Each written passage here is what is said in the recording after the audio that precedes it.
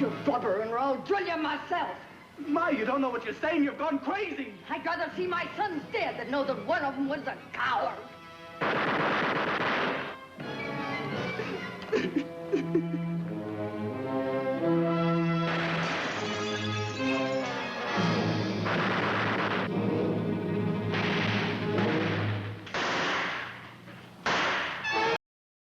America loves simple stories. Heroes on one side, monsters on the other, especially in times of fear.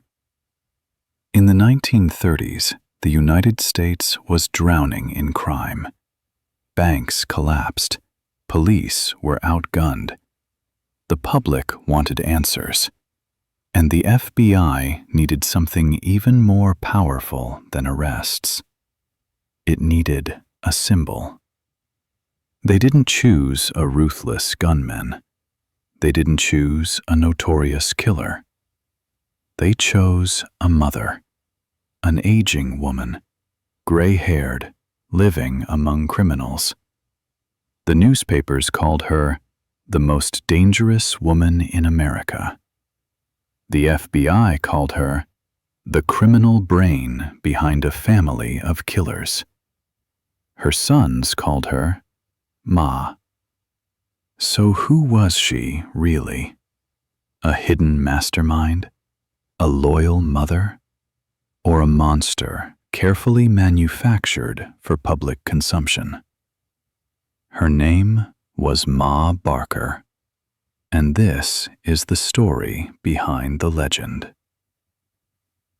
Before crime had a name, before America knew her as Ma Barker, before the headlines, before the myth, she was just Arizona Donnie Clark. Born in 1873 in Ash Grove, Missouri, a small rural town, few opportunities, even fewer choices, especially for women. This was an America where a woman's survival depended on marriage, where independence was not a path, but a risk, where leaving meant poverty, shame, and isolation.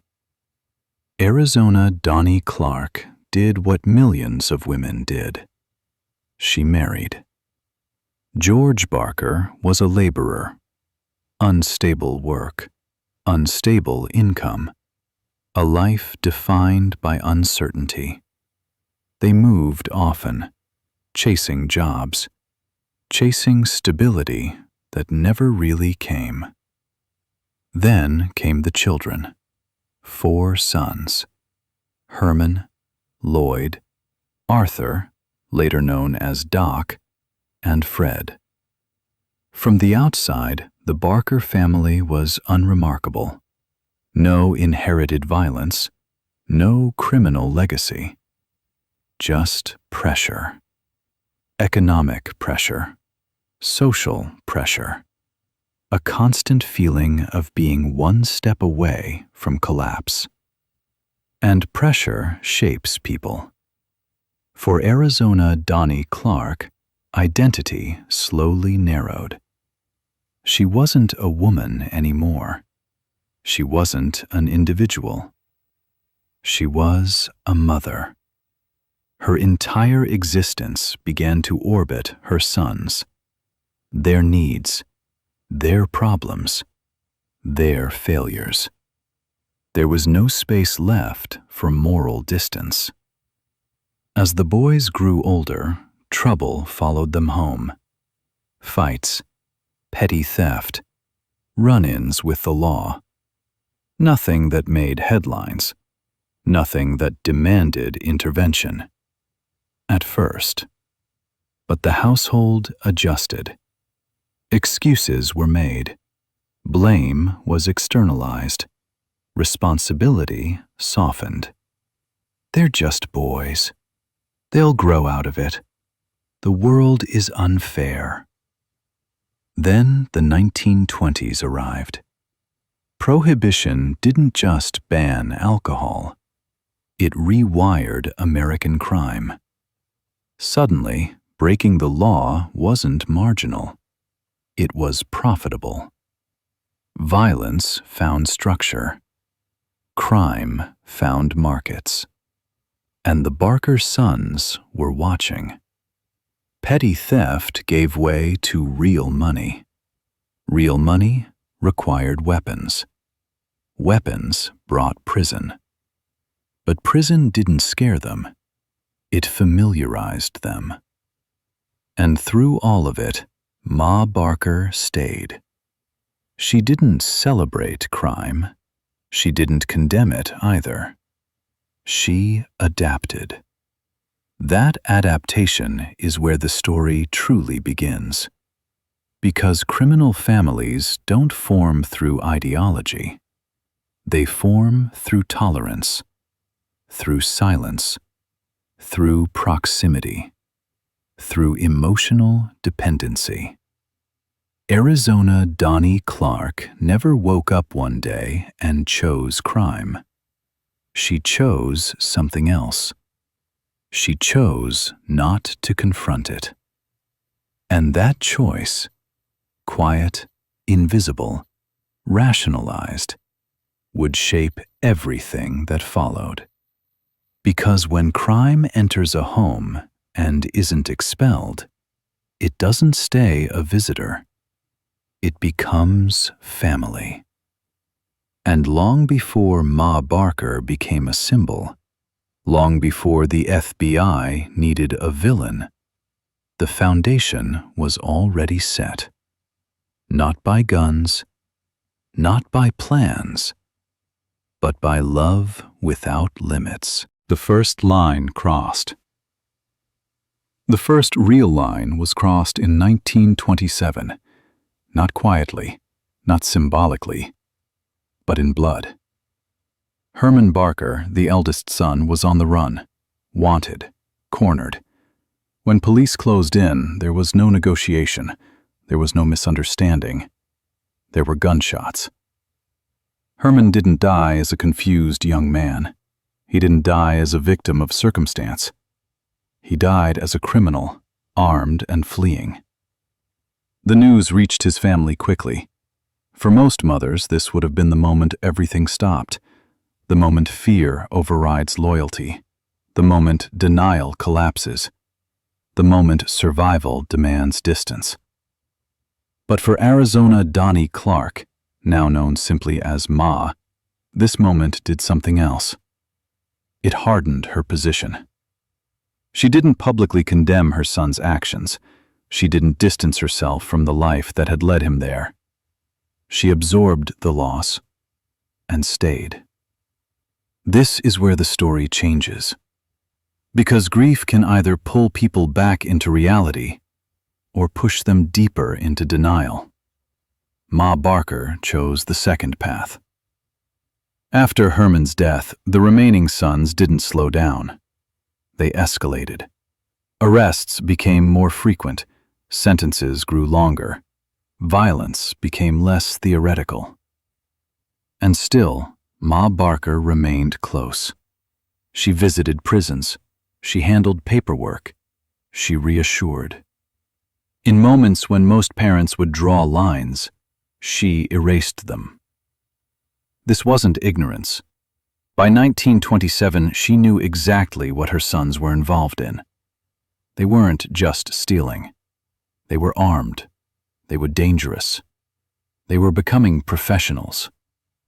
And she had a choice. She could have stepped away. She could have refused to live with them. She could have broken the pattern. She didn't. That decision matters more than any weapon ever used. Because crime doesn't grow in chaos. It grows in permission.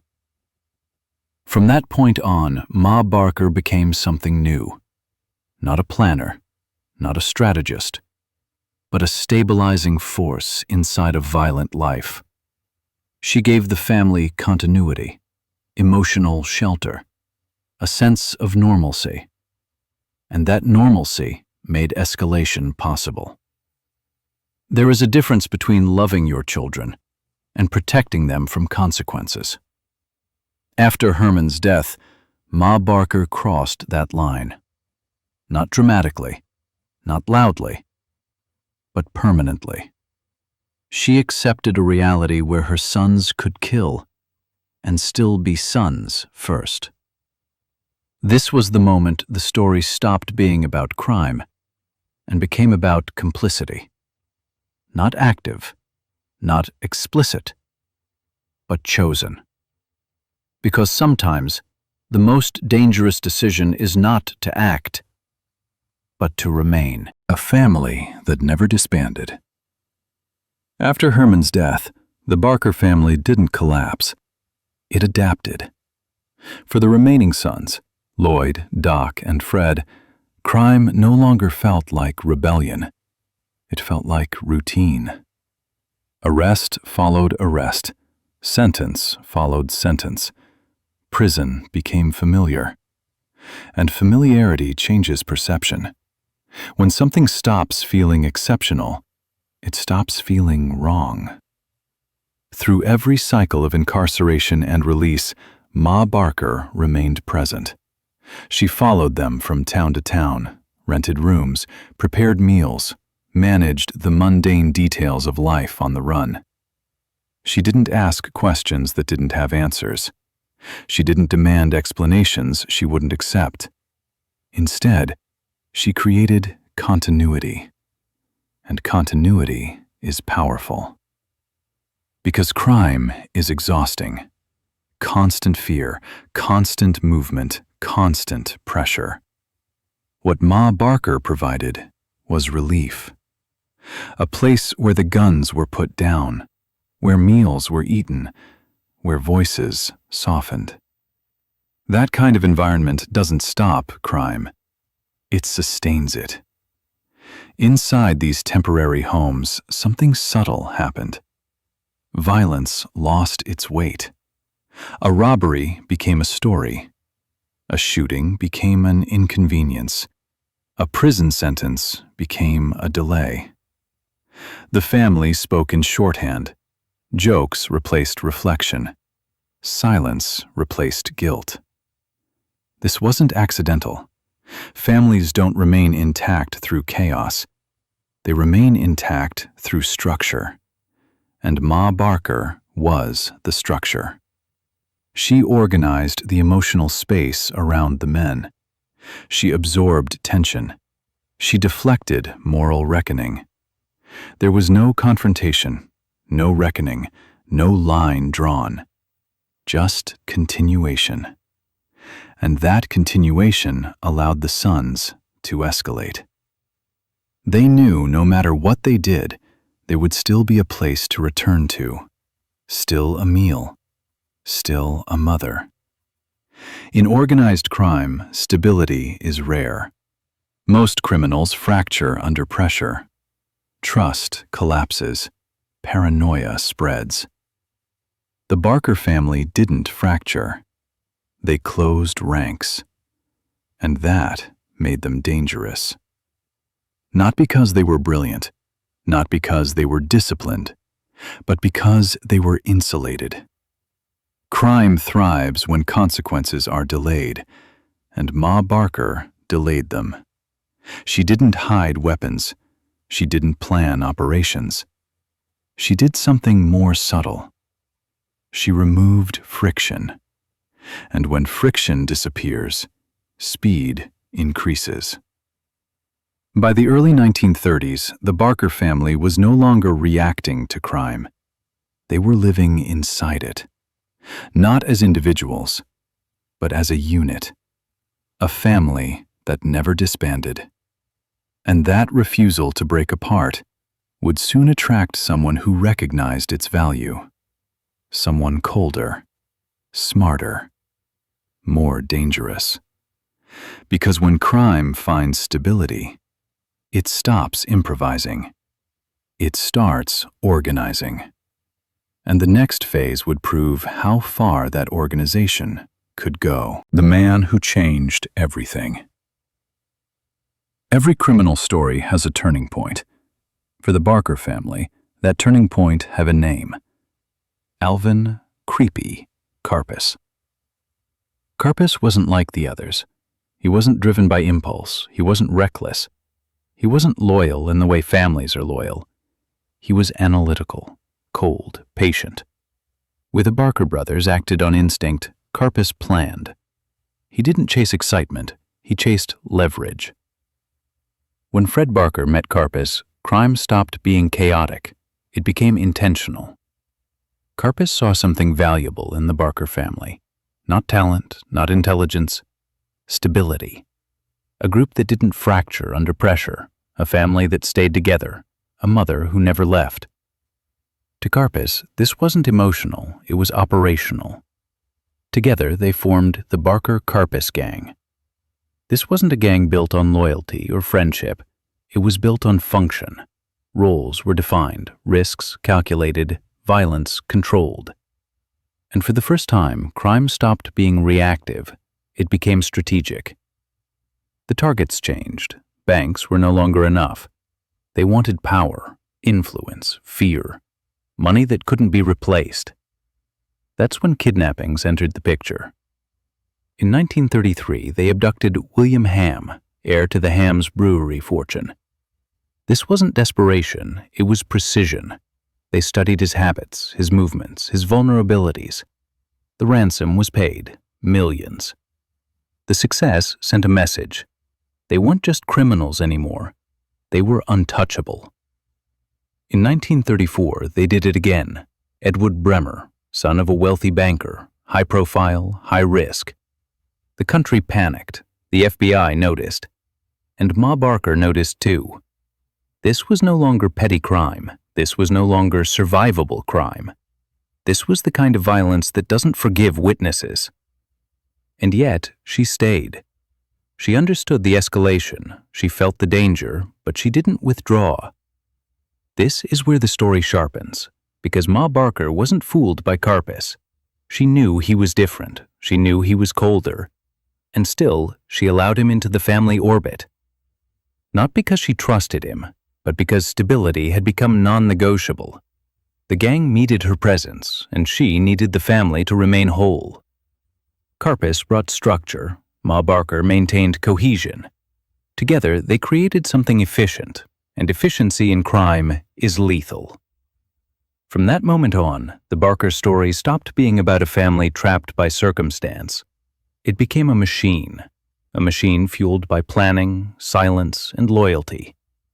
And once crime becomes a system, it doesn't collapse on its own. It has to be dismantled, violently. The next phase wouldn't be about robberies or ransom. It would be about exposure. Because when criminals organize too well, they don't just attract money, they attract attention. And attention is what would eventually seal Ma Barker's fate. Ma Barker's silent role. By the mid-1930s, there was no confusion left, no ambiguity, no plausible deniability. Ma Barker knew. She knew her sons were no longer robbing banks out of desperation. She knew police officers were being killed. She knew men were being kidnapped, chained, and ransomed. This was no longer crime on the margins.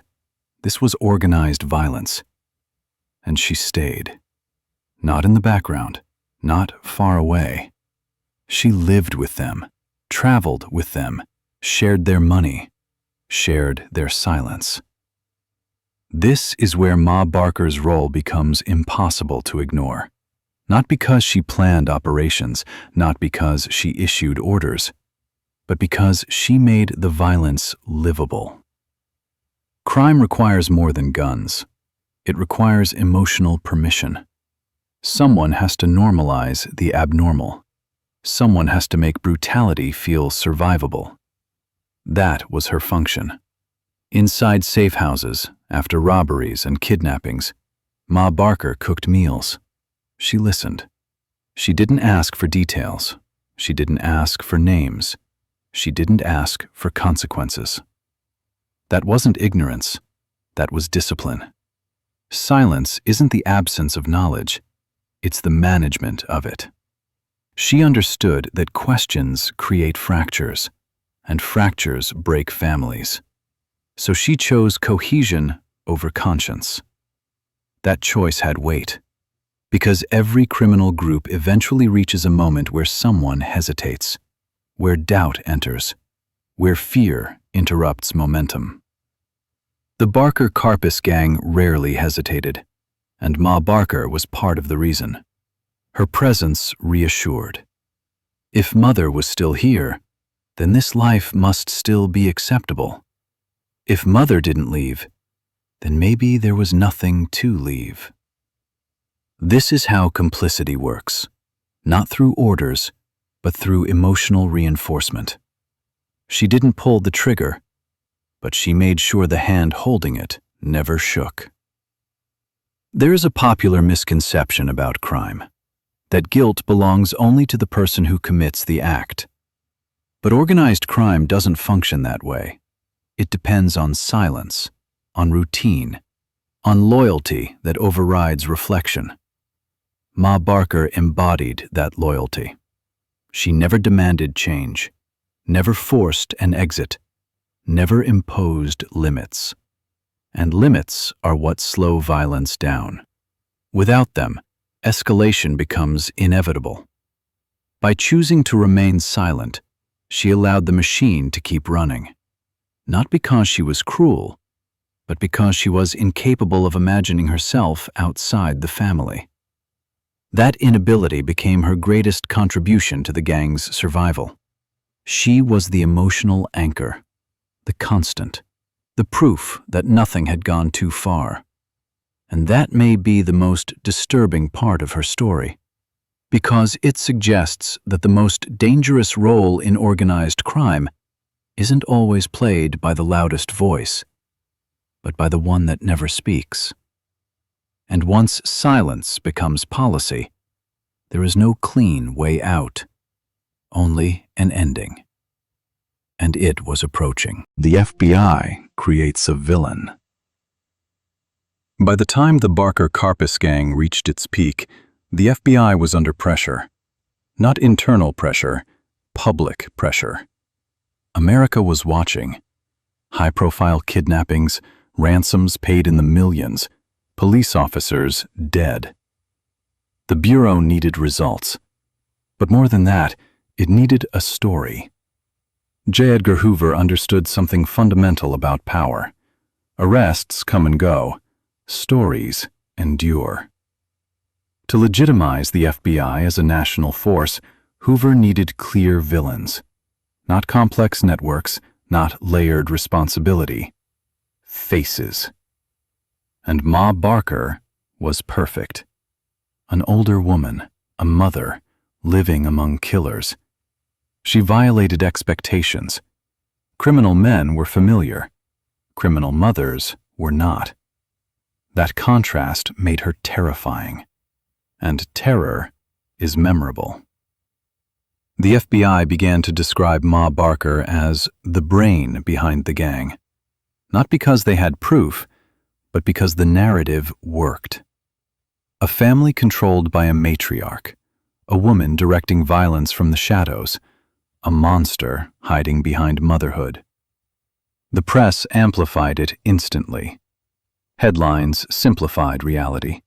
Nuance disappeared. The public didn't want explanations. It wanted closure. But behind the scenes, the evidence was thin. There were no documents linking Ma Barker to planning, no intercepted messages, no witness testimony placing her in command. Even Alvin Karpis, the gang's strategist, would later say she had no operational role. But by then, it didn't matter. The FBI wasn't building a court case, it was building legitimacy. And legitimacy requires symbols. Hoover's bureau was still young, still proving itself, still fighting for funding, authority, and public trust. Ma Barker became a tool in that process, not as an individual, but as an idea. She represented everything America feared: the collapse of family values, the corruption of motherhood, the idea that crime could come from inside the home. By framing her as a mastermind, the FBI transformed a messy criminal network into a moral lesson. Good versus evil, order versus chaos. And that framing justified escalation.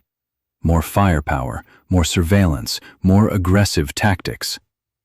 Once a villain is established, force becomes easier to explain. But there was a cost. Because when institutions choose stories over precision, truth becomes collateral damage. Ma Barker was dangerous, but not in the way the FBI described.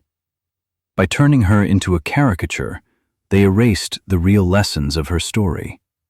The role of silence, the power of loyalty, the danger of emotional complicity. Instead, they offered a simpler answer: a monster. And once that monster existed in the public imagination, there could be only one acceptable ending. Not arrest, not trial, but elimination. The stage was set, and the FBI was ready to close the story on its own terms. The Final House. January 1935. Ocklawaha, Florida. A quiet town. Trees, water, a rented house near a lake. Nothing about it looks criminal.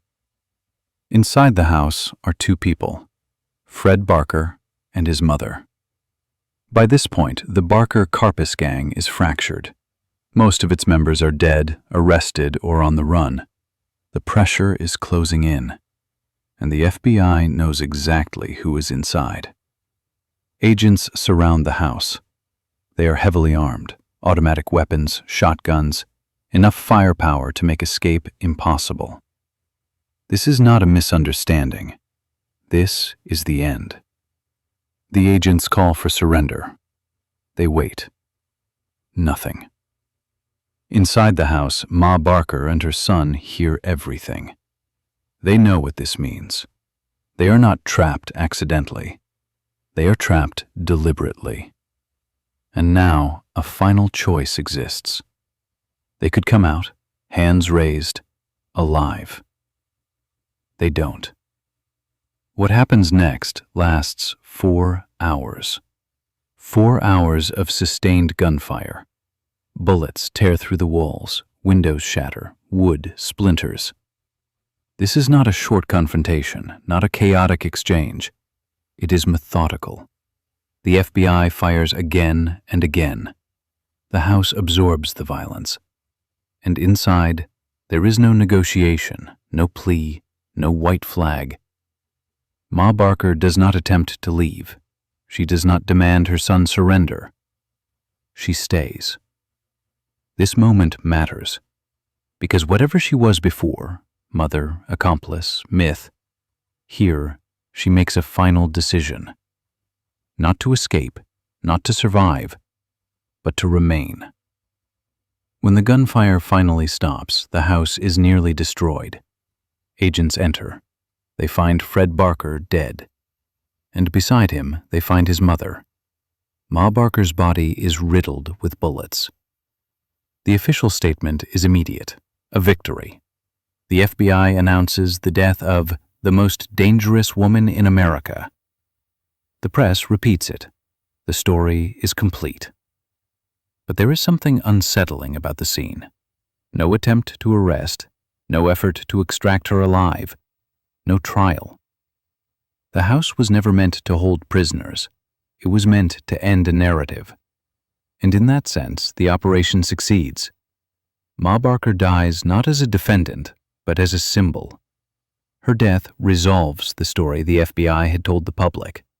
The mastermind is gone, the threat eliminated, order restored. But reality is rarely that clean. What died in that house was not just a woman. It was the possibility of clarity. Because once someone is dead, their role can no longer be questioned. No testimony, no contradiction, no defense. Only silence. And silence, once again, becomes the final chapter.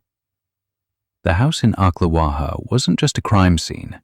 It was a verdict, delivered without a courtroom. And it ensured that Ma Barker's story would forever be told by those who survived her, not by her.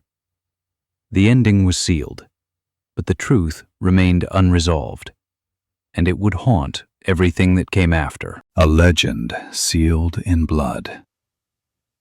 Headlines declared, "The most dangerous woman in America is dead." The story was perfect. A criminal matriarch, a twisted mother, a symbolic victory. But modern historians see something else.